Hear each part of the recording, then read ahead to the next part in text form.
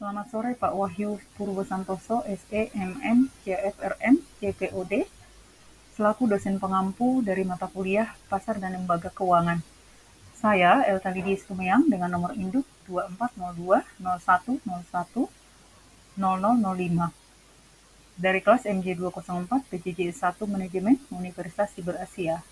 Saya akan mempresentasikan UAS saya dari tema Perkembangan Sektor Jasa Keuangan 2022. Langsung saja ke penjelasannya. Bagian A, kondisi pasar modal di Indonesia.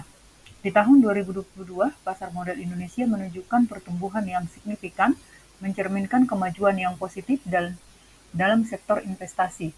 Berikut adalah penjelasan mengenai kondisi pasar modal berdasarkan infografis. Yang pertama, lonjakan jumlah investor.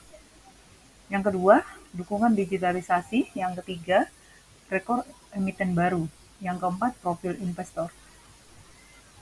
Penjelasan dari lonjakan jumlah investor. Pada tahun 2022, jumlah investor di pasar modal Indonesia mencapai 10,31 juta yang merupakan milestone baru bagi industri pasar modal. Ini menunjukkan pertumbuhan yang luar biasa dengan peningkatan 37,68% dibandingkan tahun sebelumnya. Yang kedua, dukungan digitalisasi. Pertumbuhan jumlah investor didorong oleh kemudahan akses masyarakat terhadap instrumen pasar modal, terutama melalui platform distribusi digital. Inovasi teknologi dan platform online telah mempermudah masyarakat untuk berinvestasi, sehingga menarik lebih banyak investor baru. Rekor komitmen baru. Tahun 2022 juga mencatatkan rekor dengan 71 emiten baru yang terdaftar di pasar modal. Ini adalah jumlah tertinggi yang pernah dicatat, menunjukkan kepercayaan yang meningkat dari perusahaan untuk melakukan penawaran umum saham atau IPO di Indonesia. Yang terakhir adalah profil investor.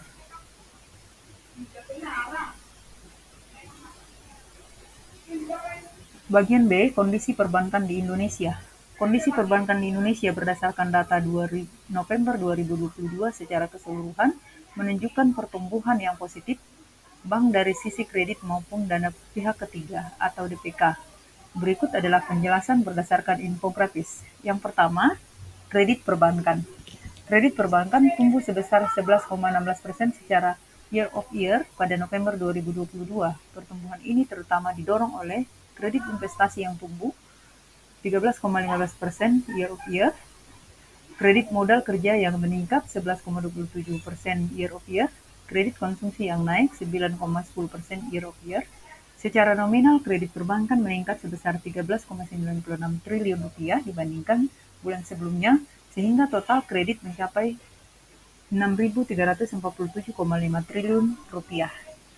Yang kedua, dana pihak ketiga. DPK tumbuh sebesar 8,78% year of year, mencapai total 7.974 triliun rupiah. Pertumbuhan ini terutama didorong oleh peningkatan tabungan dan deposito. Likuiditas perbankan berada pada level yang memadai dengan rasio likuiditas yang terjaga. Risiko kredit. Yang ketiga, risiko kredit dan stabilitas. Risiko kredit menunjukkan penurunan. Non-performing loan net berada di level 0,75%, NPL gross tercatat sebesar 2,65%. Kemudian kredit restrukturisasi terkait COVID-19 juga menurun sebesar 13,27 triliun rupiah menjadi total 499,8 triliun rupiah, dengan jumlah nasabah turun menjadi 2,40 juta dari 2,53 juta pada Oktober 2022. Yang keempat, indikator lainnya, capital adequacy ratio industri perbankan meningkat menjadi 25,49% pada November 2022, naik dari 25,08% pada Oktober 2022. Angka ini menunjukkan perbankan memiliki modal yang cukup untuk menanggung risiko. Posisi devisa neto atau PDN tercatat sebesar 2,05%, jauh di bawah ambang batas 20% yang mencerminkan stabilitas sektor perbankan dalam menghadapi nilai risiko. Yang bagian C, kondisi industri non-keuangan. Kondisi keuangan non-bank di Indonesia menunjukkan pertumbuhan yang positif berdasarkan beberapa indikator kinerja dengan penjelasan sebagai berikut.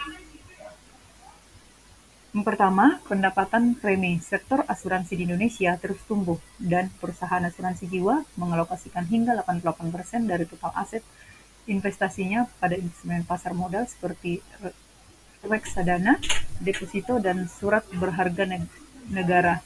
Selain itu, sektor asuransi juga berperan penting dalam melindungi kredit perbankan dengan total premi asuransi kredit mencapai 13 triliun rupiah pada akhir 2019. Yang kedua, aset dana pensiun.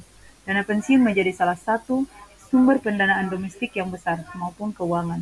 Di negara-negara tetangga seperti Malaysia dan Singapura, dana pensiun memainkan peran serupa dalam strategi investasi jangka panjang.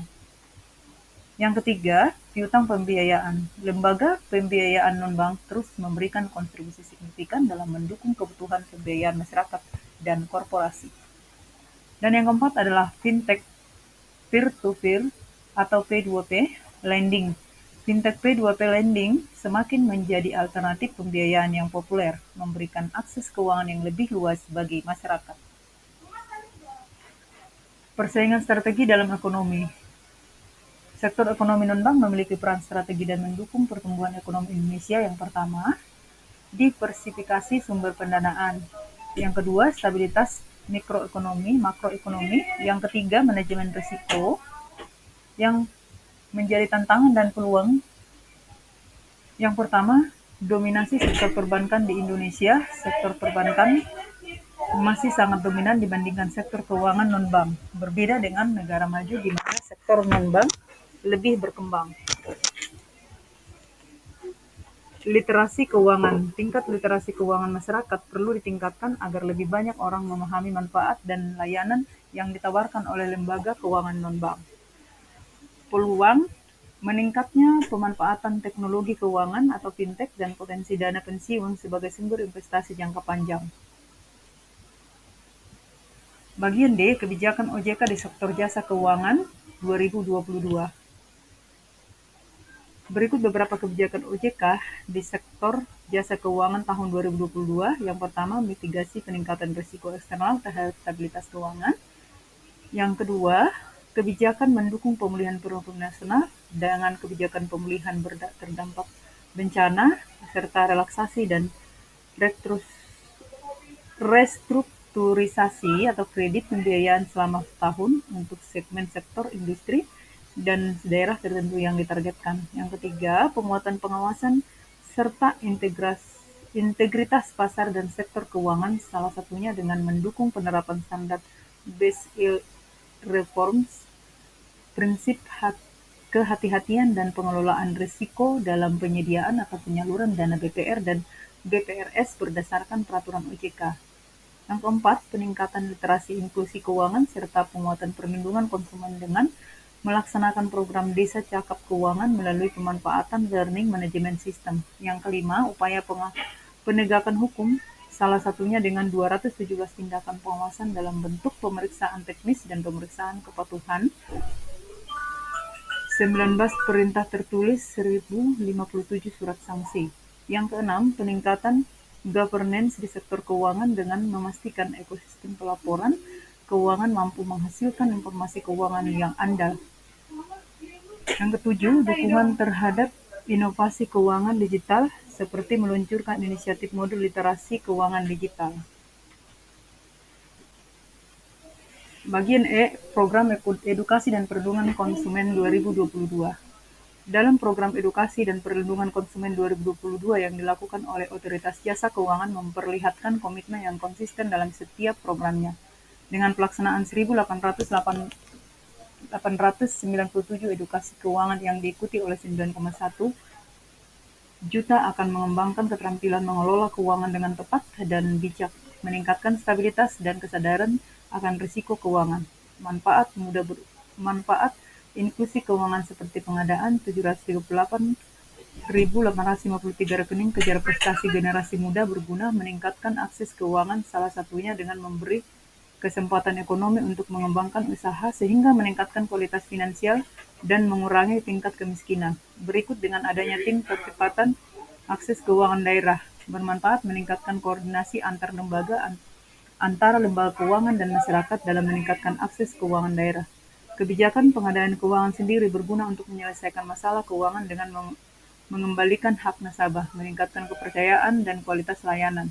Yang terakhir, tujuan adanya iklan sektor jasa keuangan tentunya untuk menginformasi, meningkatkan minat dan penjualan serta pembangunan brand.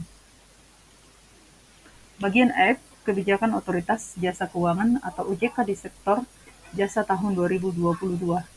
Kebijakan Otoritas Jasa Keuangan atau OJK di sektor jasa tahun 2022 cukup efektif dilakukan karena memiliki beberapa tujuan strategis, yakni untuk mengantisipasi risiko perkembangan COVID-19 dengan mempertimbangkan relaksasi secara bertahap, transformasi ekonomi hijau dengan menerbitkan ketentuan untuk memitigasi risiko perubahan iklim terhadap jasa industri keuangan, transformasi ekonomi digital dengan meningkatkan kapasitas internal dan eksternal, peningkatan inklusi keuangan untuk perlindungan konsumen, serta pengawasan OJK guna percepatan reformasi pengawasan industri keuangan non-bank dan mengembangkan organisasi yang akuntabel, efektif, dan efisien. Kebijakan OJK pada tahun 2022 juga bertujuan untuk mendukung keberlanjutan pemulihan ekonomi dalam rangka mengatasi scaring efek akibat pandemi dan menjaga kinerja fungsi intermediasi. Demikian presentasi dari saya. Terima kasih sudah mendengarkan presentasi saya sore ini. Salam sejahtera.